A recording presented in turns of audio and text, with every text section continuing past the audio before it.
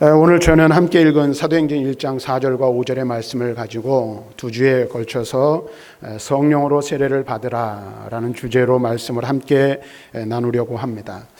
사랑하는 성도 여러분, 우리 모두는 예수 그리스도를 믿어 구원받아 하나님의 거룩한 백성이 되었습니다.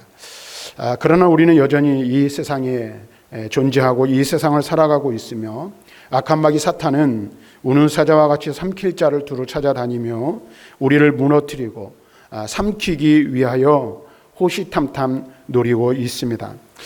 이러한 세상 가운데 사는 우리가 세상을 이기고 또 마귀를 이기고 영적인 싸움에서 승리하기 위하여 필요한 것이 있다면 그것은 과연 무엇일까요?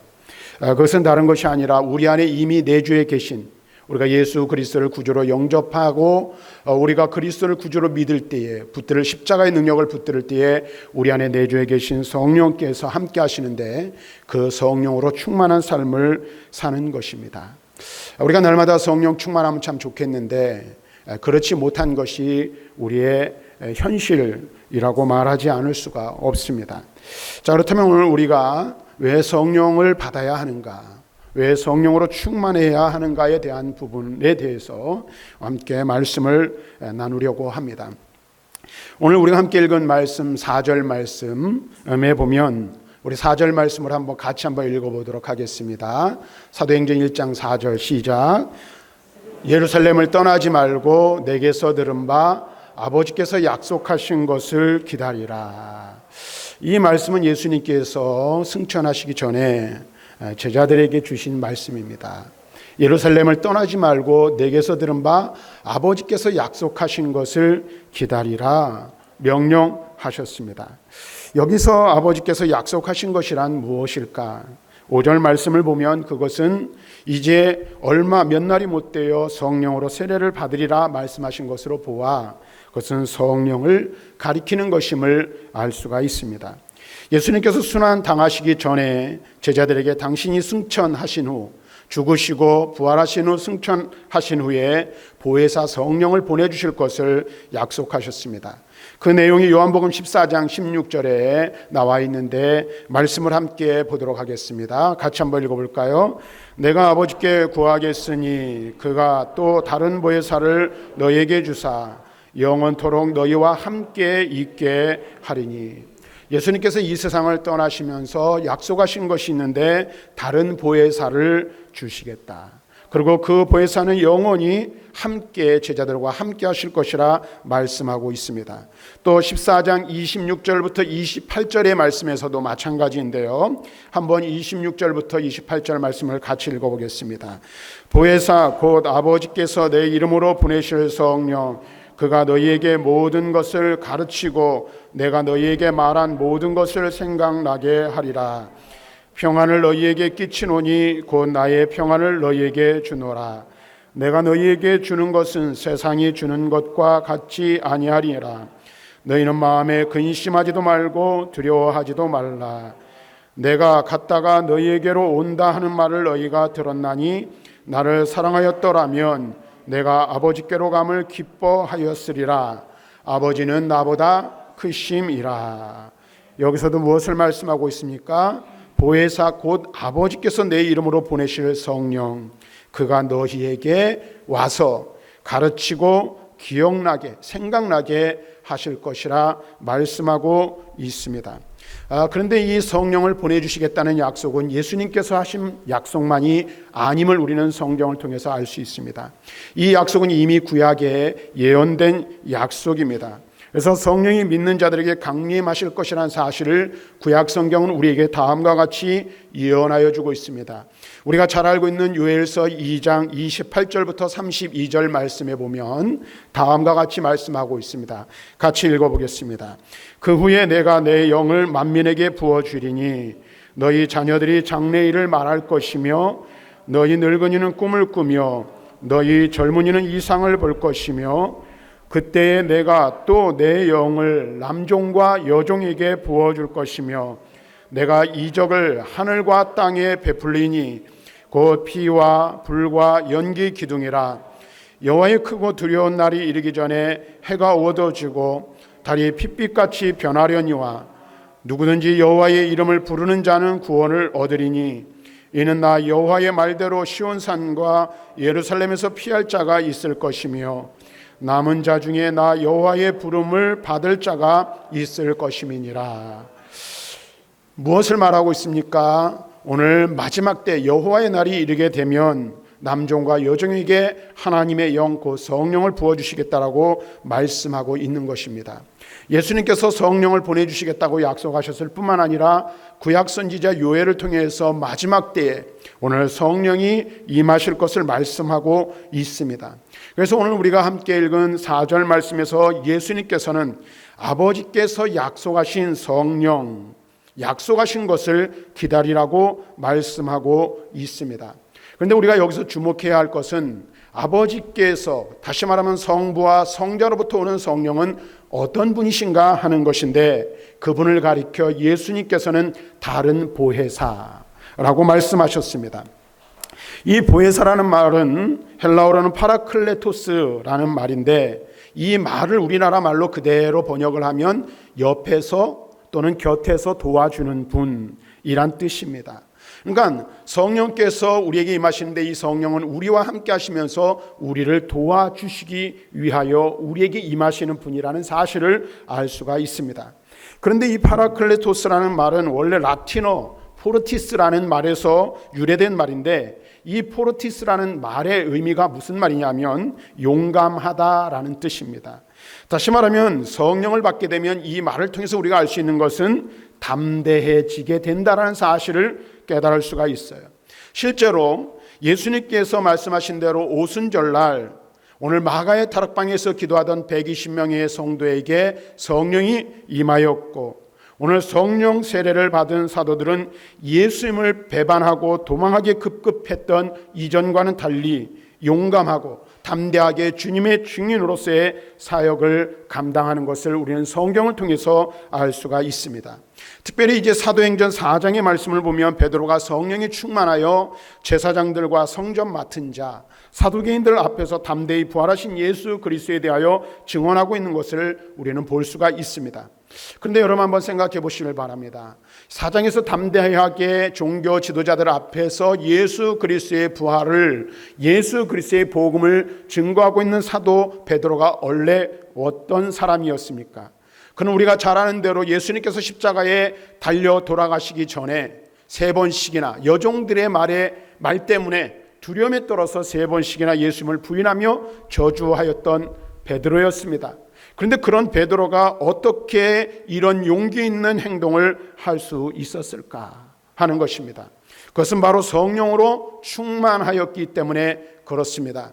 곁에서 돕는 성령, 용기를 주는 성령이 베드로와 함께 하셨기에 담대히 복음을 전할 수 있게 되었다라는 사실입니다. 사랑하는 성도 여러분, 사실 우리는 우리의 힘과 재능으로 결코 주님의 일을 감당할 수가 없습니다. 앞에서도 말씀드렸지만 우리가 사는 이 세상은 악한 마귀 사탄의 권세 아래에 있는데, 오늘 마귀 사탄의 이 죄악의 권세와 싸워서도 이길 수 있는 힘과 능력을 우리는 가지고 있지 못합니다. 그래서 우리는 영적인 싸움에서 나아가며 우리의 힘과 우리의 능력을 의지하며 나아간다면 우리는 백전백패할 수밖에 없는 그런 연약한 존재들입니다. 또 우리는 얼마나 연약하냐면 위기가 닥치면 주님을 부인하면서라도 자기 목숨을 지키려고 하는 연약한 모습을 보일 수밖에 없는 이들이 바로 저와 여러분들임을 분명히 알아야 한다는 것입니다. 그런데 사탄과의 이 싸움은 우리가 왜 이 싸움에서 승리할 수 없습니까? 우리의 힘으로 이길 수 없습니까? 그것은 우리의 힘과 재능으로, 우리의 능력으로는 감당할 수 없는 영적인 싸움이기 때문에 그렇다라고 성경은 말씀해주고 있습니다. 그래서 바울은 에베소서 6장 10절부터 12절 말씀에 그 내용을 다음과 같이 말씀해주고 있습니다. 한번 우리 말씀을 같이 읽어볼까요? 끝으로 너희가 주 안에서와 그 힘의 능력으로 강건하여지고 마귀의 관계를 능히 대적하기 위하여 하나님의 전신 갑주를 입으라. 우리의 싸움은 씨름은 혈과 육을 상대하는 것이 아니요 통치자들과 권세들과 이 어둠의 세상 주관자들과 하늘에 있는 악의 영들을 상대함이라. 오늘 바울은 뭐라고 말하고 있습니까? 11절에서 먼저 주 안에서 그 힘의 능력으로 강건하여지라고 말씀하고 있어요. 그러면서 그 이유가 무엇입니까? 우리의 씨름, 곧 우리의 싸움은 육신의 싸움이 아니기 때문이라는 겁니다. 그럼 어떤 싸움이에요? 통치자들, 권세자들, 이 세상의 어두움을 주관하는 하늘의 악한 영들과의 싸움이기 때문에 하늘의 능력과 권세를 힘입어 강건해지지 아니하면, 다시 말하면 성령을 힘입어 성령의 도우심을 받지 않으면 이 싸움에서 승리할 수 없기 때문에 그렇습니다. 그래서 이사야 선지자가 말하고 있는 것처럼 우리 성도들은 하나님의 영으로서 지혜와 총명의 영이요 모략과 재능의 영이신 성령의 권능과 은사를 힘입어야 하는 것입니다. 자, 그런데 여러분 보세요. 우리가 여기서 주목해야 될 게 있어요. 먼저 우리가 성령 충만해야 영적인 싸움에서 승리할 수 있고 우리에게 주신 사명을 감당할 수 있어요. 내 힘과 내 능력으로 할 수 없다라는 거예요. 그래서 예수님께서는 오늘 성령을 기다리라, 아버지께서 약속하신 성령을 기다리라고 말씀하고 있어요. 그런데 성령의 권능을 받으려면 예수님이 이렇게 말씀하십니다. 뭐라고 말씀하십니까? 예루살렘을 떠나지 말고 아버지께서 약속하신 성령을 기다리라 라고 말하고 있는 것입니다. 여기서 우리는 그것을 주목해 보아야 돼요. 여러분 근데 한번 생각해 보십시오. 제자들에게 있어서 예루살렘이 어떤 곳일까요? 그들의 목숨을 노리는 유대의 종교 지도자들의 소굴입니다. 또 주님을 죽음으로 몰고 간 불의한 도성이 곧 예루살렘 성입니다. 그러니까 오늘 우리가 어떤 어려움을 당하면 트라우마로 남는다는 이야기를 많이 하잖아요. 제자들에게 있어서 트라우마가 있다면 그것은 무엇일까요? 바로 예루살렘이에요. 그렇죠? 그곳에서 그들은 어려움을 겪었고 그들이 사랑하는 주님을 잃어버린 오늘 현장이 바로 예루살렘이라는 것입니다. 자, 그런데 여러분 보세요. 그러한 예루살렘이기에 제자들의 마음속으로 예루살렘을 무서워하고 미워하고 그들은 어떻게 하면 한시라도 그것을 빨리 떠나고 싶은 곳, 그곳이 예루살렘인지도 모르겠습니다. 그런데 예수님은 뭐라고 말씀하셔요? 예루살렘을 떠나지 말고 바로 그곳에서 아버지께서 약속하신 것, 그 성령을 기다리라고 말씀하고 있습니다. 아마도 여기에는 여러 가지 복합적인 이유가 있을 것이 틀림에 없습니다. 그런데 우리가 좀 더 다른 관점에서 이를 본다면 이렇게 생각할 수가 있을 것 같아요. 이 말씀, 곧 예루살렘을 떠나지 말라는 이 말씀은 고난을 회피하지 말고 인내하는 성도가 하늘의 권능을 입게 된다는 교훈으로 이해할 수 있다는 거예요. 우리는 고난을 당하면, 어려움을 당하면 그것을 피하고 싶은 마음이 있습니다. 그렇죠? 회피하고 싶은 마음이 있다라는 거예요. 그런데 예수님께서 하시는 말씀, 예루살렘을 떠나지 말라는 이 말씀은 고난을 회피하지 않는 자가 하나님의 권능을 힘입어 사명을 감당하는 자리에 이를 수 있게 된다라는 사실을 우리들에게 가르쳐주고 있습니다. 그렇습니다. 하늘의 권능과 은사를 얻기 원하는 성도는 세상에서 도피하는 것이 아닙니다. 고난을 피하는 것이 아닙니다. 도리어 세상과 정면으로 맞서 싸우고 고난과 직면하는 것입니다. 그럴 때 우리는 하나님의 은혜, 하나님의 능력, 이기게 하시는 힘을 경험할 수 있습니다. 그러면 우리가 왜 고난을 회피하지 말아야 할까요? 성경 우리 성도들을 가리켜 뭐라고 말합니까? 그리스도의 군사, 곧 병사라고 말하고 있습니다. 그래서 바울은 디모데후서 2장 3절과 4절 말씀에 보면 다음과 같이 말씀하고 있는데 함께 읽어보도록 하겠습니다. 너는 그리스도 예수의 좋은 병사로 나와 함께 고난을 받으라. 병사로 복무하는 자는 자기 생활에 얽매는 자가 하나도 없나니 이는 병사로 모집한 자를 기쁘게 하려 함이라. 4절에 뭐라고 말하고 있습니까? 예수의 좋은 병사로 나와 함께 고난을 받으라. 고난에 직면하는 병사가 좋은 병사라고 말하고 있습니다. 병사는 전투에 참가하는 자를 말합니다. 그러므로 도주하는 병사는 병사일 수 없는 것입니다. 그리고 어느 군대이든 도주하는 병사에게 무기를 지급하는 일은 없습니다. 오늘 전투를 회피하는 자는 그런 의미에서 진정한 군인이라고 말할 수 없는 것입니다. 그래서 그러한 사람이 어떻게 할까요? 무기를 빼앗고 군율에 해부하여 영창에 집어넣어 버리는 것입니다. 무기는 누구에게 주어집니까? 용감하게 전투에 출전하는 병사에게만 지급되는 것입니다. 이 원리는 영적 전투의 현장에도 동일하게 적용된다 말할 수 있을 것입니다. 주님은 세상과 맞서 싸우려는 성도들에게만 세상을 이길 수 있는 능력, 곧 성령을 충만하게 부어주시는 줄로 믿습니다. 오늘 우리가 이 사실을 분명히 알아야 돼요. 우리가 사명을 감당하고자 할 때 그 사명을 감당할 수 있는 힘, 그 사명을 감당할 수 있는 능력을 성령을 통하여 우리에게 부어주신다라는 거예요. 만일 우리가 사명을 회피하고 주신 은혜를 따라 하나님의 거룩한 백성으로서의 온전한 삶을 거부한다면 우리는 능력 없는 그리스도인의 삶을 살 수밖에 없는 것입니다. 우리는 성경을 통해서 그것을 알 수가 있는데, 성경은 부활하신 예수님을 본 자들이 500여 명에 이른다라고 분명하게 기록하고 있어요. 그래서 고린도전서 15장 5절부터 7절 말씀에 보면 바울은 이렇게 말하고 있는데 한번 말씀을 같이 읽어보겠습니다. 게바에게 보이시고 후에 12 제자에게와 그 후에 500여 형제에게 일시에 보이셨나니 그 중에 지금까지 대다수는 살아있고 어떤 사람은 잠들었으며 그 후에 야고보에게 보이셨으며 그 후에 모든 사도에게와 그리고 만삭되지 못한 자기에게까지 보이셨다라고 바울은 고백하고 있어요. 근데 우리가 여기서 주목해야 될 것은 이거예요. 6절 말씀을 보니까 예수님께서 일시에 몇 명에게 500여 명의 이 성도들에게 보이셨어요. 그러니까 예수님을 본 자가 500명이 넘는다는 얘기예요. 그런데 여러분 보세요. 우리가 사도행전 2장으로 가보면 나중에 성령을 받은 자, 다시 말하면 예루살렘을 떠나지 말고 아버지께서 약속하신 것을 기다리라고 그 말씀을 붙들고 약속하신 성령을 기다린 사람은 고작 몇 명? 120명이라는 겁니다. 다시 말하면 고난을 피하여 예루살렘을 떠난 자들은 어떻게 했다는 거예요? 성령의 권능을 받지 못하였다라는 사실을 우리는 알 수가 있는 것입니다. 예수님의 부활을 목격한 제자들이 500명이 넘어요. 근데 그 말씀을 붙들고 예루살렘에 남아 있어서 성령을 기다린 성도는 120명 뿐이었다라는 것입니다. 그러므로 사랑하는 성도 여러분, 세상과 죄악의 세력이 주는 고난을 회피하지 아니하고 주님과 교회를 위하여 충성하려는 성도, 세상의 죄악과 불의에 대하여 선한 싸움을 싸우려는 성도에게만 성령의 권능이 주어진다는 사실을 명심하는 저와 여러분들이 되시기를 바랍니다. 우리 모두는 그리스도인으로 살아가면서 능력 있는 삶을 살기를 원해요. 그렇죠. 힘있고 능력이 권세 있는 삶을 살기를 원하고 우리의 삶을 통하여 하나님의 기적과 역사가 나타나기를 원하는 마음이 우리 모두에게 있어요. 그런데 어떤 사람에게 능력이 임하고 하나님의 역사가 나타납니까?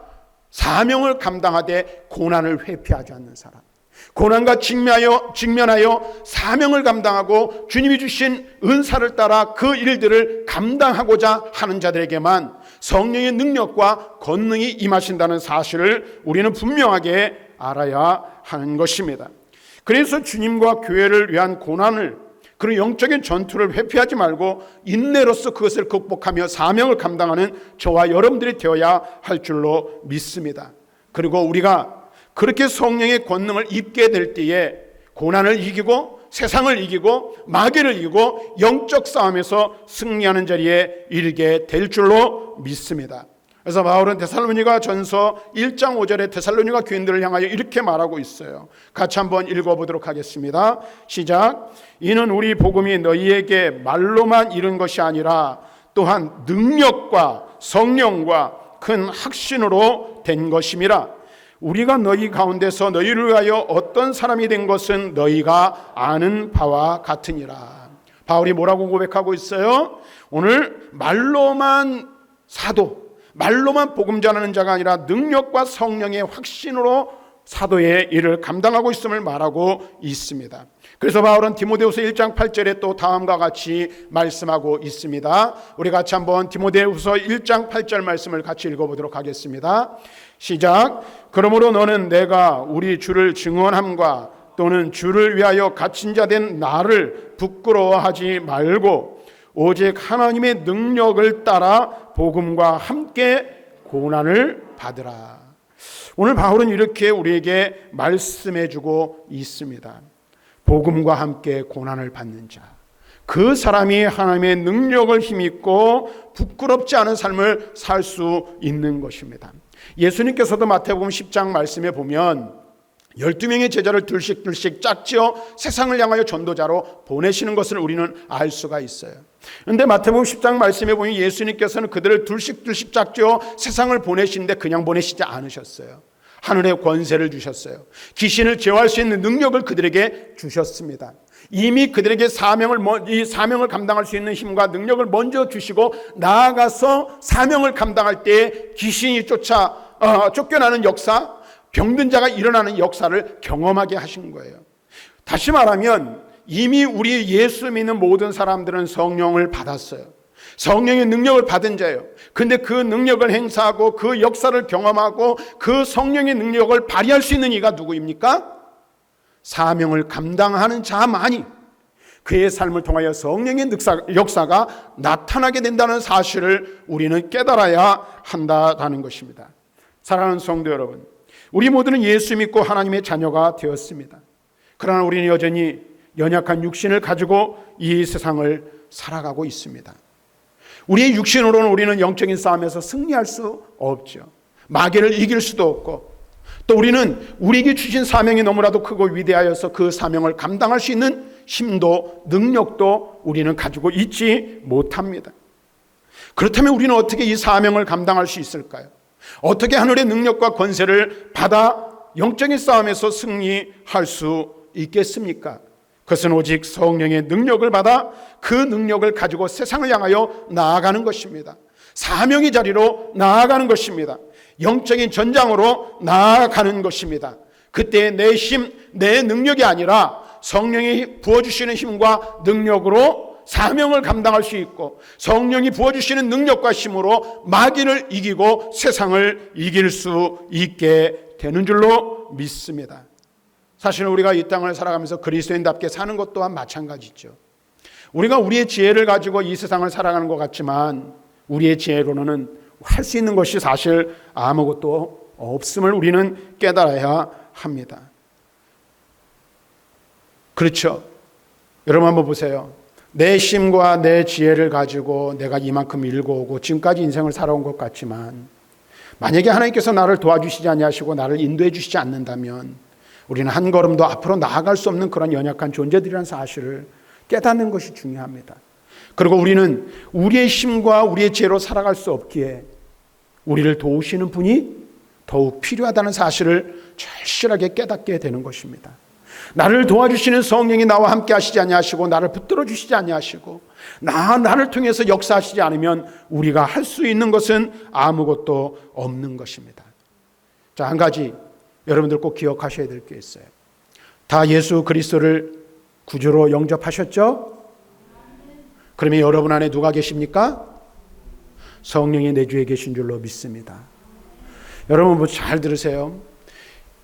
예수 그리스도를 구주로 고백하는 자에게는 이미 성령이 임한 거예요. 왜냐하면 오후에 제가 소요리 문답을 통해서 여러 번 설명을 하였지만 성령의 깨닫게 하시는 은혜와 역사로 말미암아 우리는 뭘 붙드는 거예요? 그리스도의 구속을, 그분께서 이루신 구속의 사역을 붙들게 되는 거예요. 또 믿음이라는 도구를 통해서 우리는 예수 그리스도를 구주로 영접할 수 있게 되었어요. 다시 말하면 내가 예수 그리스도를 구주로 영접하고 그분을 나의 주님으로 고백한다는 사실은 곧 내 안에 성령이 이미 내 주에 계신다라는 거예요. 그런데 한 가지 여러분들이 구분해야 될 게 있어요. 성령이 내주하시는 것과 성령이 충만한 것은 별개의 문제라는 것입니다. 이미 아버지께서 약속하신 성령은 우리에게 오셨어요. 내 안에 내주에 계셔서 믿음으로 역사하여 우리를 믿음의 자리에 이르게 하셨어요. 그런데 성령 충만함은 또 다른 문제입니다. 그래서 우리가 이기는 삶, 승리하는 삶을 살기 위해서는 어떻게 해야 돼요? 성령 충만해야 하는 줄로 믿습니다. 성령이 충만할 때에 내 지혜를 의지하는 것이 아니라, 내 능력을 의지하는 것이 아니라, 세상의 방법을 추구하는 것이 아니라 누구를 의지하여? 성령을 의지하여 세상을 살아가게 되어서 내 힘과 내 지혜와 내 능력이 아닌 내 안에 역사하시고 내 안에 충만하게 하시는 성령의 능력과 지혜로 말미암아 우리는 이기는 삶을 살 수 있게 되는 거예요. 사명을 감당하는 삶을 살 수 있게 되는 줄로 믿습니다. 그래서 바울은 우리에게 뭐라고 말합니까? 성령의 충만함을 받으라고 말씀하고 있는 것입니다. 술 취하지 말라, 이 말은 세상의 방법에 취하지 말라는 거예요. 오직 성령의 충만함을 받으라는 것은 성령의 사로잡힌 삶, 성령의 붙들린 삶을 살라고 우리에게 말씀해 주고 있는 것입니다. 그러므로 저와 여러분들이 해야 할 일이 있다면, 사모해야 할 것이 있다면 무엇입니까? 이미 내 안에 성령은 내주에 계십니다. 그러므로 이제 그 성령으로 충만하여 성령의 능력에 붙잡힌 바 된 삶을 살기를 날마다 사모해야 할 줄로 믿습니다. 성령께서 역사하셔서 성령의 은혜를 따라 이기는 삶을 살게 해달라고, 승리하는 삶을 살게 해달라고, 사명을 온전히 감당하여 하나님 앞에 온전하게 서게 해달라고 부르짖어 간구하는 저와 여러분들이 되어야 할 줄로 믿습니다. 사랑하는 성도 여러분, 우리 모두 성령 충만하여 이기는 삶, 승리하는 삶의 자리로 나아가는 저와 여러분들이 되시기를 주님의 이름으로 간절히 축원합니다.